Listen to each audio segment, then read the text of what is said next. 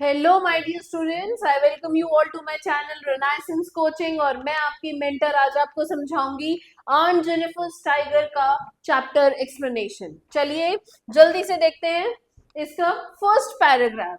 So on Jennifer's tiger prance across a screen। prance का मतलब होता है वॉकिंग और moving around with high stringy steps. bright topaz denizens of a world of green। So topaz क्या होता है? एक येलो कलर्ड स्टोन होता है। और डेनिजन्स हम बोलते हैं यहाँ पे एक एनिमल है दैट लिव्स और is found in a particular place, right? So they do not fear the men beneath the tree, they pace in sleek chivalric certainty।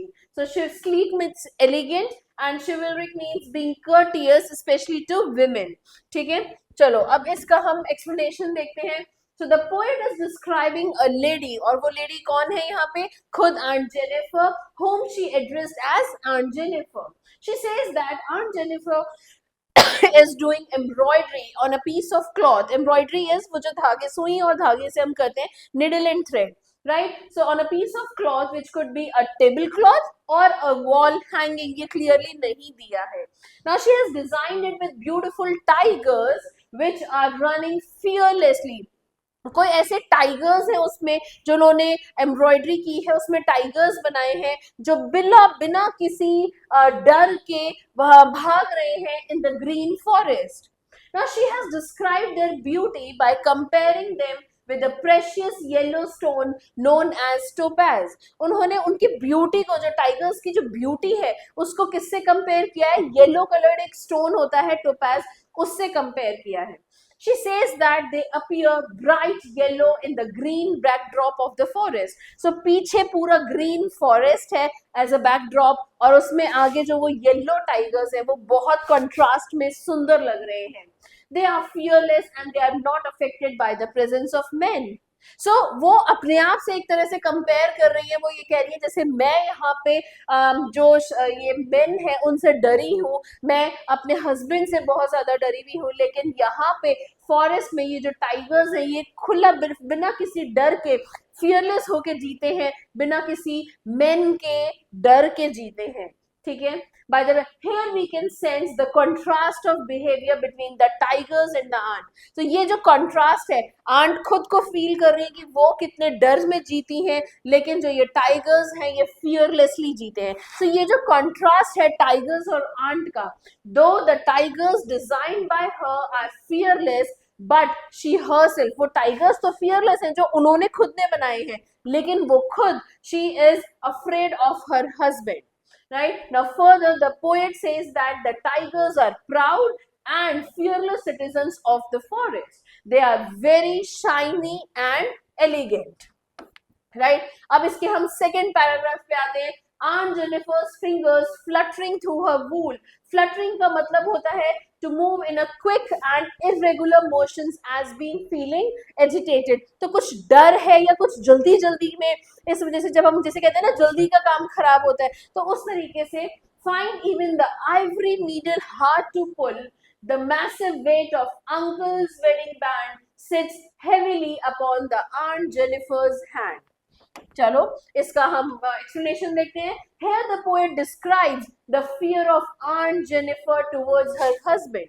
ये डिस्क्राइब कर रहा है कि उनको कितना डर है अपने हस्बैंड से, कि वो जो वो निडल है वो भी खींच नहीं पा रही है। ठीक है, और जो उनका जो हाथ पे जो उनकी रिंग है, ठीक है, वेडिंग बैंड क्या होता है, जो उनकी रिंग है वो भी उनको इतनी भारी लग रही है। तो वो एक्चुअल में भारी नहीं है, rather the burden of the marriage is too much, right?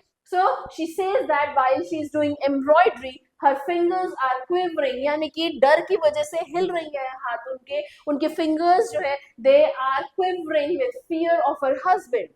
Her husband doesn't approve of her hobby of embroidery। उनके husband को ये embroidery की जो hobby है वो पसंद नहीं है। Therefore she trembles while she is embroidering the piece of cloth। और वो इसीलिए trembles मतलब इसीलिए वो डर रही है जब वो इस embroidery को कर रही है। It has become difficult for her to pull her needle up and down। वो needle भी ऊपर और नीचे खींचना बहुत मुश्किल हो रहा है। Then she describes the wedding ring which was given by uncle to Aunt Jennifer on their wedding day। She says that it is a kind of burden for her to wear this ring. Right now, she has been tortured by her husband so much that the wedding ring, which could have been a beautiful gift, जो wedding ring एक beautiful gift हो सकता था, लेकिन वो ऐसा नहीं है. It seems like a burden to her. She has faced so many difficulties in her married life that the little ring is described as a heavy band on her trembling fingers.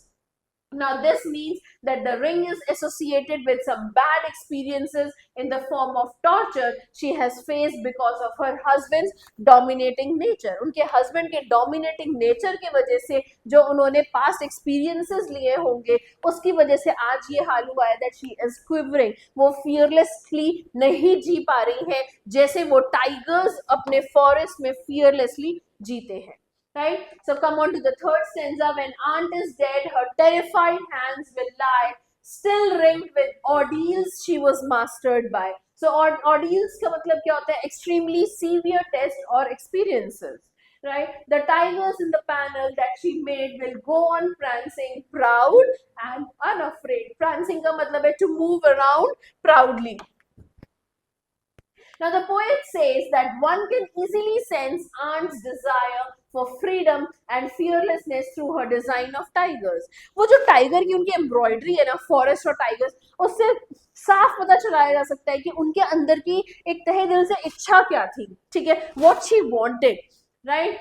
Further, she says that it is not possible for aunt to achieve this freedom during her lifetime.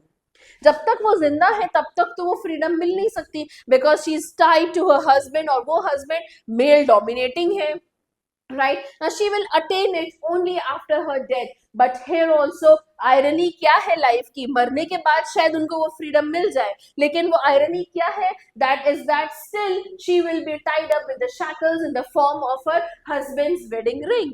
वो फिर भी because उनकी wife तो रहेंगी ना, तो फिर भी वो वेडिंग रिंग की वजह से जो वाइफ वाली रोल है उसमें चाहे वो मर जाए, लेकिन उसके बाद भी वो जो शैकल्स हैं, जो बाउंड्रीज हैं, उनसे वो बंधी रहेंगी.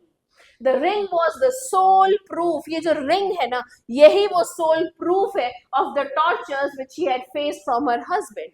Now on the other hand there are the tigers. वही मैंने आपको बताया, contrast में कौन है, वो tigers है जो fearlessly जी रहे हैं forest में, which will always depict her desire, जो हमेशा दर्शाता रहेगा आंट जेनिफर की इच्छा को. क्या desire थी कि काश वो भी वैसे ही forest वैसे ही tigers की तरह fearlessly जी सके बिना किसी डर के. ठीक है, तो उनके desire of living a fearless life by jumping proudly and bravely on the piece of cloth. ठीक है, सो ये एक बड़ी प्यारी सी छोटी सी पोएम है, आंट जेनिफर्स टाइगर्स. राइट, अगर आपको कोई भी पैराग्राफ नहीं समझ में आया, you can comment me down and I will give further explanation. और इसके नेक्स्ट वीडियो में इसके क्वेश्चन आंसर्स देखेंगे. ठीक है, थैंक यू.